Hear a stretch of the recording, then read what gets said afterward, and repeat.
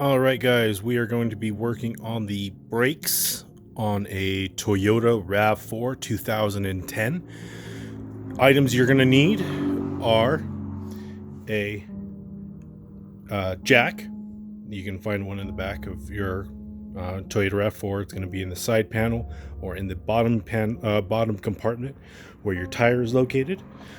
A jack stand, so that you put that there instead of the jack after you've jacked it up high enough so that the car will not fall on you. Those are much more safe than those because those will compress if they get, or they'll compress eventually, or they're not as stable because that's built like a pyramid, and pyramids are the longest standing structures on Earth, so they'll stand really well, and as of course the Eiffel Tower in Paris. Anyways, enough history. The brake pads, these are for the particular vehicle, RAV4 Toyota 2010. And then you are also going to need this in order to pull off your lug nuts. You will need this because they are going to be cranked on there, so it's going to be quite difficult to pull them off. You're going to need extra leverage. You're going to need, of course, your car keys, but you won't need that until the very end. You're going to need a ratchet and a socket, 14 millimeter socket, by the way, 14 millimeter. You're going to use the 13 16th on the lug nuts, and then for this guy to compress the caliper to make it so you can fit the brake pads in there, or to squeeze the brake pads closed. All right, and that's all you're going to need, other than some muscle and true grit. All right, guys, let's get to it.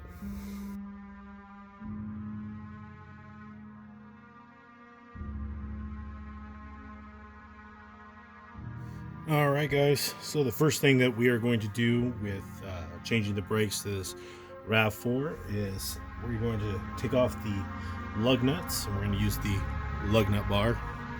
That's what I'm going to call it, or a cross. First of all, you're going to find out which one it is simply by putting it on there. Mind you, you don't want to put what's the one I'm looking for, the jack stand or a jack underneath, because once you put the jack underneath, you're not going to be able to loosen these guys up because the wheel's going to start to turn. So you want to keep it dead on the floor so that it's in place and doesn't move. Okay, make sure everything's locked up, your handbrake is on, you're in park, everything, car's off, first thing. Okay, and then do that. Take off the lug nuts, or don't take off the lug nuts, loosen them up so that you can get the tire off without it spinning, and then you can jack it up, and I'll show you where to jack it when you get the tire loose. Okay, so first we're going to start off for the RAV4. It is a 13 by 16 or 13 16ths for the lug nuts, and you're going to push it to the left, so really tight. You're going to get the strength in there. Okay, you don't have to do it in star formation or one right across from each other or whatever, because you're just loosening it.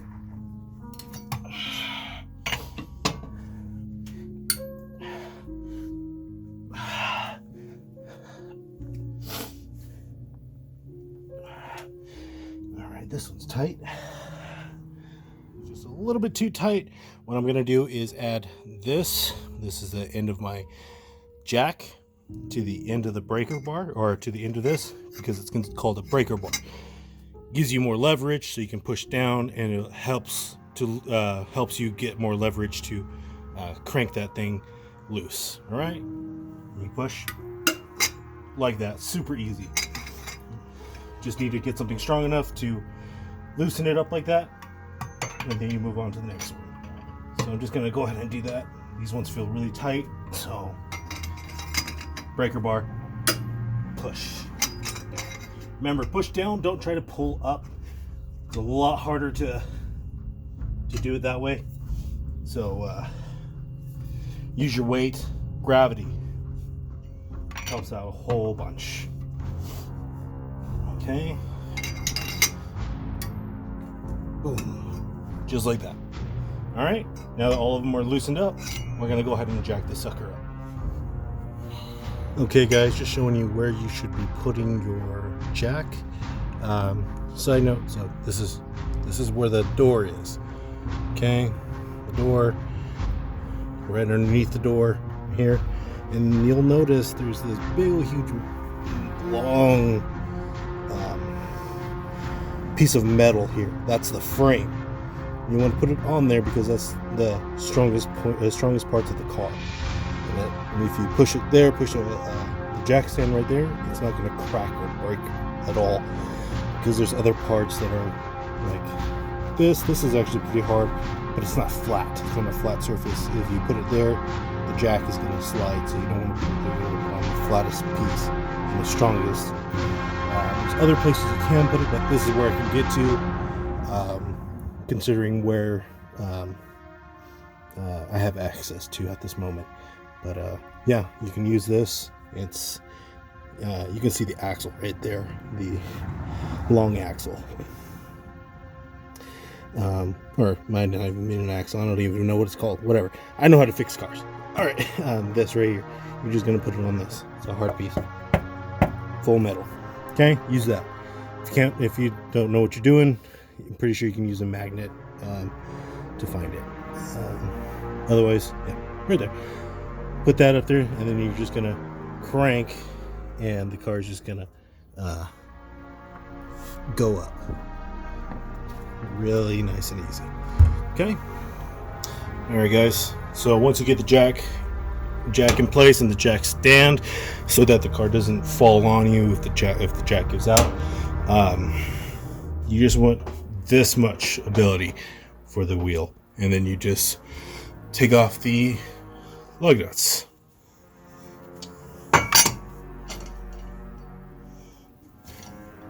Very simple.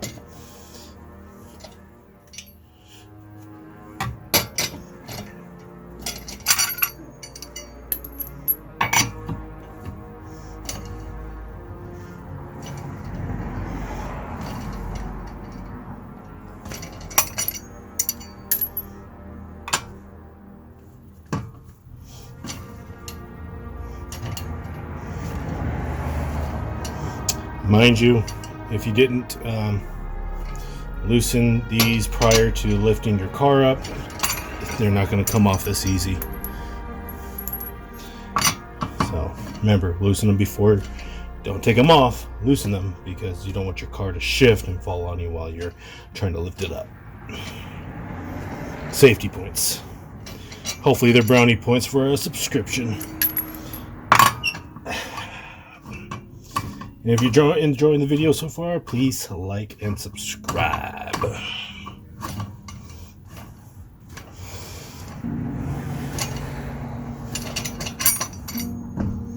And tire comes off. You push it out of the way until you're ready for it. And here's the brake pad, or the caliper.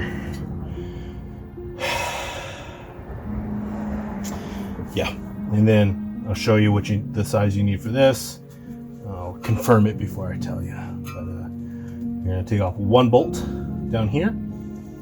This piece right here is going to come up, and then you'll be able to take your brake pads out. A lot of times they say you don't touch this. Okay, fine, don't touch it. Me, I'm not technically touching. I'm touching the outside, but yeah. Lift this up, pull you guys out. Remember how you pull them out, because there's going to be little tabs on either end, and I'll show you that once I get the brake pads and put them on. But let's go ahead and take off this one bolt down here, so we can flip this open to get the brake pads out. All right, guys. So we are going to get a full 14 millimeter bolt or socket, and you're going to put it on bottom one. I'm showing you on the top how it fits, nice and good, but you're going to do it to the bottom one. Okay, so remember, righty tighty, lefty loosey. All right, so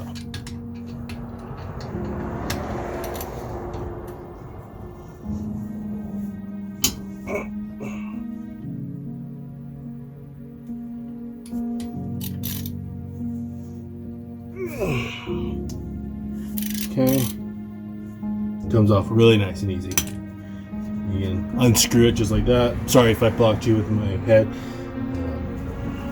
Required a lot of strength to do that. And then you should be able to just lift that up and it'll stay just like that. Okay?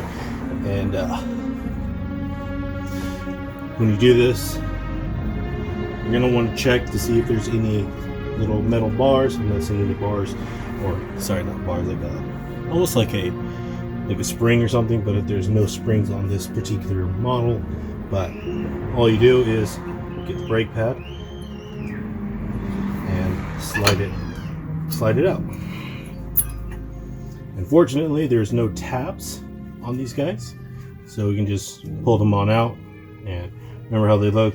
See the curved side right here? It's going to be on this side. You put it in like that.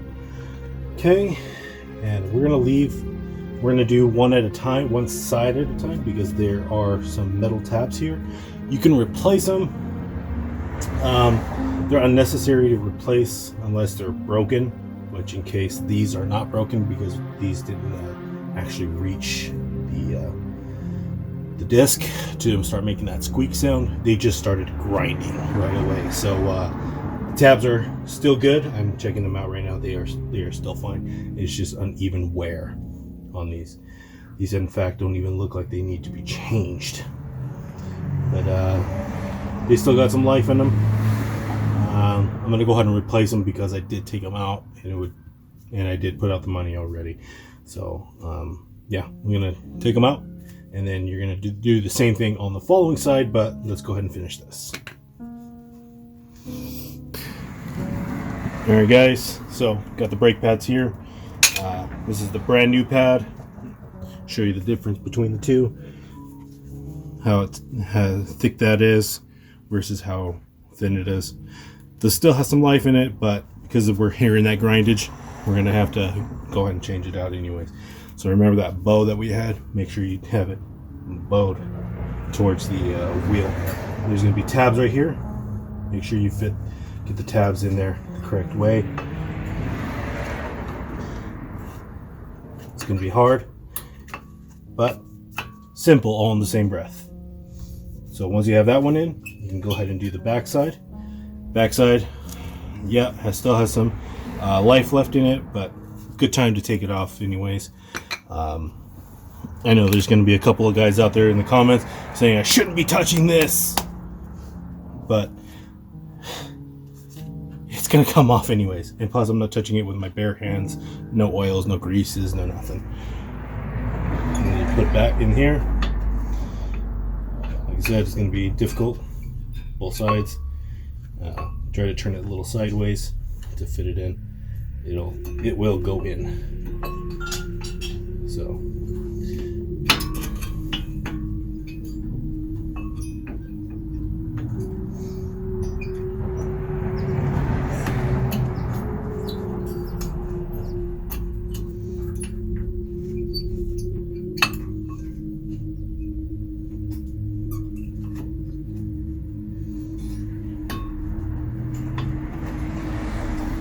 always someone in the family that makes things difficult. There we go. All right. So once you get those on, we're good. But unfortunately, we can't put it back down. Otherwise, it's going to get stuck. So we're going to have to compress the brake fluid because it pushes out this little circle thing right here. That's what squeezes the brakes to make it stop. So we're going to go ahead and push it back in. But what we're going to do first is lift up the brake fluid chamber cap. Take the cap off. That way we don't have to necessarily bleed the brakes, but we are going to pump the fluid back in, and there won't be any air in the line the way I'm doing it. I know there's, like I said, you got to bleed there's going to be in there people saying in there that yes, you have to bleed the brakes, you have to take the little thing out and shoot the air out. You don't have to. I was taught by somebody who's did this for 40 years, worked on Lamborghinis, BMWs, Ferraris, race vehicles. This is the way he does his brakes for every vehicle that he drives. So I'll show you that way. Okay, so give me a minute to get there. Okay guys, here is the brake fluid chamber. You're gonna take off this lid here. It's gonna have that little yellow symbol. It's on the same side as the battery and air filter. Yes, sorry. This is my sister's car. It's very dirty, I understand. But you need to take that off. So when you compress the thing I'm gonna show you, that the fluid is gonna rise up and the air will come out, so that no air cycles back into the line and you won't have to bleed it and then bleed it and then add more fluid and do the whole cycle over and over again. This way the air comes up, fluid comes up with no air coming through, going down into the chamber. It just comes out, and it'll should get to the tip of this rim. Should get to the tip of this rim with the fluid once you do both sides, and then you go inside your car and then you step on the pedal, turn on the car, keep your brake on, keep your car in park, but you're gonna push on your brake pedal until you start feeling pressure. So compresses, keep pushing down on your brake until you feel it, because that's gonna pull the fluid through the vein or the pipe or tube, whatever you want to call it, to the brake and create that tension, so that you can feel there's the stop right there. So that'll prevent the air from getting in the line, and let's go from there. I'll show you right now the spot that we need to work on. Let's get over there. Sorry, a bit out of breath. It's really hard working on a car. Physical. So this right here, this thing right here, that's what we're going to compress. Try to get you a better angle. So this is where we're going to compress right there, and we're going to use a what do you call it, a clamp, a C clamp, and I'll show you how to do that and lock it in. So give me a moment. All right guys, so this is a C clamp. We're going to use this and we're going to put it in here. I'll show you exactly how to do it. This is the simplest way without having to bleed your brakes. Get in your car, get out of your car, and make sure that everything's working properly. It's way faster. I'm gonna say probably as safe as doing the regular bleeding, but you won't be losing any fluid or having to do tubes and stuff to a water bottle to make sure everything is in place correctly. So anyways, let's get back to this. Now we're going to start to compress it. You might slip off, you might not. Just hold it until it keeps pushing back onto the inside. I'm not using anything right here because you want this to be flush and flat against it. So if you're gonna do it this way, put it like a piece of block of wood right there so you can push it flat. I'm doing it on the inside so I don't actually ruin anything on the outside. Almost there. All right, it is completely flush. I'm pretty sure you guys saw it go all the way in. I'm gonna release, get the C-clamp out of there, and then you're gonna be able to see it go straight over the brake with no issue whatsoever.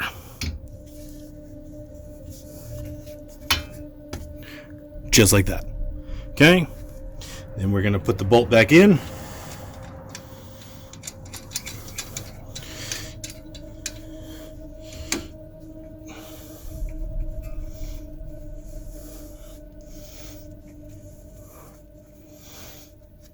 Alright, we're going to tighten him up with this guy, and then we're going to put the tire back on, and we're done. We're technically done with this side, other than putting the tire back on.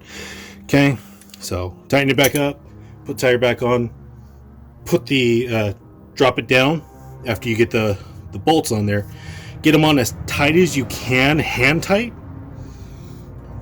with this, and then drop the car down, and then do a full like max turn, get that leverage the same way that we took off the tire, with a leverage, like a extra pull on the item or on the tool, so you can get that extra bit of torque to make sure that tire does not come off. Very dangerous on the road, tires flying off cars because they weren't tightened down properly. Tighten them, make sure you tighten them, very important. Okay, thank you. Just wanted to show you guys the fluid did rise after squeezing with the C-clamp, and then I'll show you again when I'm done with the other side how high the fluid rose with compressing the C-clamp on there. And just so you know, no bubbles, no nothing, and we should be good because there's no air going back down in the line because of taking off the cap. So, all right, I'll show you. So all said and done, after lifting up all of squeezing the calipers so that the brake pads can fit in there, this is how high the brake fluid is at 0 point without bleeding the brakes or pumping the brakes. So, excuse me, have a sneeze. But yeah, so I'm going to bleed the brakes, or not necessarily bleed brakes, but pump the brakes, leave the cap off, and then go from there. Remember, when you're going to do this, pumping the brakes, you want to start your car, leave it in park, leave the handbrake on, because you do not want your car to move at all. Once you start to feel the brake get tight, the brake pedal get tight, keep doing it, and then once you feel like, okay, that's a normal brake pedal feel, test it out. Don't push on the gas or anything like that. Let the car roll on its own and stop the car with the brake pedal. I would suggest rolling it backwards. That way you have a chance to stop it with your handbrake or your parking brake, because you can't do it while you're still rolling. All right. So once I'm done pumping the pedal, I'll show you the end. All right, I just bled the brakes, or pumped the pedal, and this is the level of the liquid or the brake fluid after pumping the brakes. And I tested the vehicle. The vehicle is working A+, 5 stars. Brakes are working absolutely great, and there's no grinding sound, no nothing. Car's in working order. We're going to go ahead and put the cap back on. Okay, cap is on. You push that right there and it pops in, snaps. Other than that, we're good, and drive safe. And this is where I'm going to conclude my video.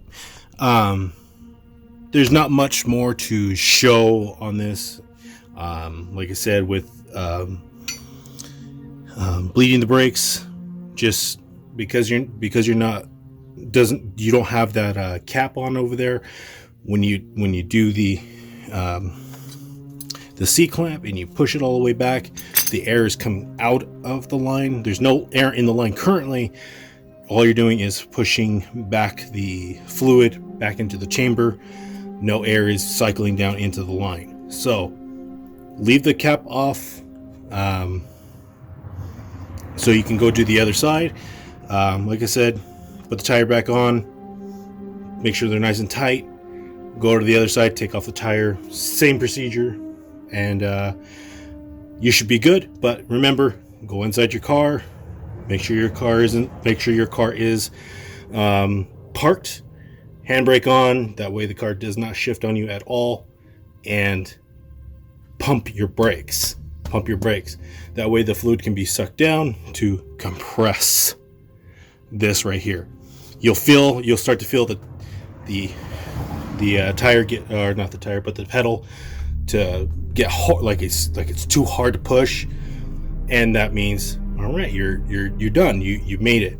You can do like a little test around the block to make sure that your brakes are working quite well. But yeah, or you can just do it in your driveway. Just let your car slowly go back in neutral, or put your car in reverse. Make sure you have your hand on the brake, or quick to put in park, to make sure your car doesn't roll off your driveway. I told my dad one time, okay, all you need to do is pump the brake to make sure to get it working, and he put his foot on the gas instead of the brake, and you end up crashing into our wall in the garage that was leading into the kitchen. But thankfully he didn't go through the wall. But dangers of not pumping the brake before the actual driver gets in the car. So if you're the driver and you're doing it yourself, remember, pump the brake till you feel it get hard, and like how it feels normally, and you'll be good. All right, if you like the video, please like and subscribe. Leave down in the comments if there's anything I missed. If you any positive criticism, all for it. Yeah, thank you very much for watching. Peace.